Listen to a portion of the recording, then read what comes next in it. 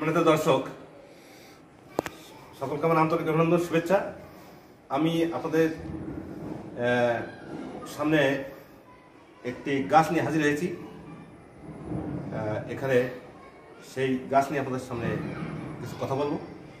তো যে গাছ নিয়ে আজকে কথা বলবো, এখানে একটি টবে সেই গাছ স্থাপন করা আছে। তো একটি হচ্ছে অনেকে পাতাবাহার বলে থাকেন, আবার এটা একটু ঔষধি গুণসম্পন্ন গাছও বটে, এটা সৌন্দর্যবর্ধক গাছও। তবে আর সাথে আরেকটা গাছ আপনাদেরকে দেখাবো, সেটা ঔষধি গাছ। তো এই গাছ নিয়ে আজকে আপনাদের সাথে কথা বলবো। আপনারা আশা করি সকলে ধৈর্য সহকারে শুনবেন। আর এখনই আপনাদের সেই গাছটি নিয়ে আপনাদের সামনে হাজির হয়েছি। এই যে আপনারা দেখতে পাচ্ছেন, এই যে লতানো গাছ, যে গাছগুলো দেখতে পাচ্ছেন, এটার নাম হচ্ছে জেব্রিয়াল লতা। অর্থাৎ এটা অনেকটা ডোরা কাটা দেখতে পাচ্ছেন। এটা খানিকটা বলা যায় জেব্রার মতো। এটা পাতার যে কাটিংটা, এটা জেব্রার মতো অনেকটা বলা যায়, যার কারণেই এটার নাম হয়েছে জেব্রিয়াল লতা। তবে এই যে জেব্রিয়াল লতা, এর যে উপকারিতা বা কীভাবে বানাবেন সেই সম্বন্ধে কিছু ধারণা আপনাকে দিব। তো দেখতে পাচ্ছেন আপনারা যে এখানে এই যে গাছ, এর পাতা,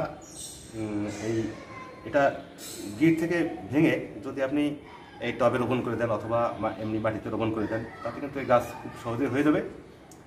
এর জন্য বিশেষ কোনো খাটনি বা বিশেষ কোনো প্রচেষ্টার কোনো প্রয়োজন হবে না। আর একটা বিষয় আপনারা জেনে দেখুন এখানে অসংখ্য গিট থেকে অসংখ্য ফোট বেরিয়ে গেছে, অসংখ্য চারা বেরিয়েছে। অর্থাৎ এটা সহজে বুঝতে পারছেন যে আর একটা জিনিস আপনাদের দেখানোর চেষ্টা করব। দেখুন এখানে প্রত্যেকটা গাছের গিটের নিচে কিন্তু দেখুন একটা শিকড় বেরিয়েছে। অর্থাৎ এই শিকড়টা কিন্তু প্রত্যেকটা গাছের গিটে কিন্তু শিকড়গুলো বেরিয়েছে। অর্থাৎ গাছ যদি টবে রাখা হয়, ঝুলন্ত টবে যদি রাখতে পারেন, তাহলে এই যে লতাগুলো তো নিচের দিক ঝুলে পড়বে। আবার এক সময় এইখানে যখন প্রচুর পরিমাণে এই লতা হয়ে যাবে, দেখুন এখানে অনেক লতা কিন্তু দেখতে পাচ্ছেন আপনারা, এখানে অনেকগুলো ঝুলে আছে। তবে এটা এক সময় যদি এখান থেকে কেটে কেটে আরও বিভিন্ন টবে যদি স্থানান্তর করা হয় বা রোপণ করা হয়, তাহলে এটা সহজে কিন্তু হয়ে যাবে। এটা একটা ঔষধি সম্পন্ন গাছ, সেটা আমি আগেই বলেছি। এটা আপনারা বানাতে পারেন। আর আরেকটা বিষয় আছে, এই যে আমার সামনে এই একই টবে যে আরও 3টি গাছ আপনারা দেখতে পাচ্ছেন, এটার নাম হচ্ছে পাথরকুচি গাছ। তা পাথরকুচি গাছ একটি আশ্চর্যজনক গাছ, যেটা পাতা থেকে যার গাছ হয়। এটা একটা অনেকে অবিশ্বাস্য হলেও এটা আসলেই এটা বাস্তব। তো এই যে আপনারা পাতা দেখতে পাচ্ছেন, এই পাতা ভেঙে যদি আপনারা মাটিতে ফেলে রেখে দেন, তাহলে কিন্তু এই পাতার যে পাতার কিনারা থেকে এর কিন্তু নতুন করে গাছ হয়, নতুন করে চারা হয়। তো এটা একটা ভালো একটা বিষয়। হয়তোবা আপনারা অনেকেই এই গাছ চিনে থাকবেন, বাড়িতে অনেকের বাড়িতে এই গাছ দেখা যায়। তো আপনারা যদি বানাতে চান, এটা কিন্তু সহজেই বানাতে পারেন। আর এই গোড়া থেকেও অনেক চারা হয়, এই চারা ফোট হয়। সেই চারাও কিন্তু আপনারা যদি রোপণ করেন, তাহলে কিন্তু আপনারা এই যে পাথরকুচি গাছ, এটা বানাতে পারেন। তো এই পাথরকুচির যে একটা গুণাগুণ রয়েছে, সেই সম্বন্ধে আপনারা কিছু ধারণা দেব। তো এটা হচ্ছে, যদি কারোর পেট ব্যথা করে অথবা পেটে আমাশয় হয় অথবা মানে বেশি পাতলা পায়খানা হয়, তো সেই ক্ষেত্রে এটা খেলে এটা নিরাময় হয়।